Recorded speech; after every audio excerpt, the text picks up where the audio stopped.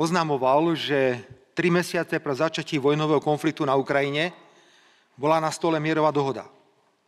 A Ukrajina bola pripravená túto mierovú dohodu podpísať.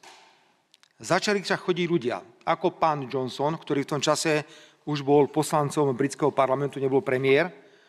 A títo ľudia veľmi aktívne prehovárali nielen západných lídrov, ale predovšetkým prehovárali ukrajinskú vládu, aby v žiadnom prípade nepodpísala mierovú dohodu, aby sa naďalej pokračovalo vo vojne.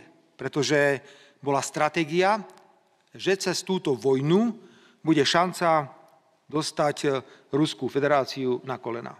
Ale kto pozná Rusov vie, že keď sú na kolenách, tak len preto, lebo si zaväzujú šnúrku na topánke. Takže táto stratégia nevyšla a preto veľmi jasne hovorím, že to, čo sa udialo s týmto úplatkom, je mimoriadne vážny problém. Príbeh spočíva v tom, že 3 mesiace po začatí vojny Boris Johnson veľmi aktívne prehováral, aby nepodpísali mierovú dohodu.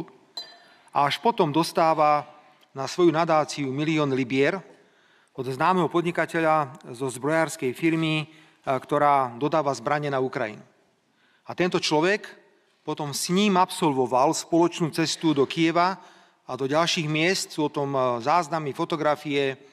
Jednoducho je tu dostatok dôkazov, ktoré to preukazujú. Takže my dnes môžeme povedať na 100%, že bojoval Boris Johnson za to, aby vojna pokračovala, potom zobral 1 000 000 libier od zbrojára a potom toho zbrojára zobral na Ukrajinu na rôzne rokovania s najvyššími ukrajinskými predstaviteľmi, evidentne predovšetkým o dodávkach zbraní na Ukrajinu. Môžeme z toho vyvodiť ako rozumní ľudia normálny záver.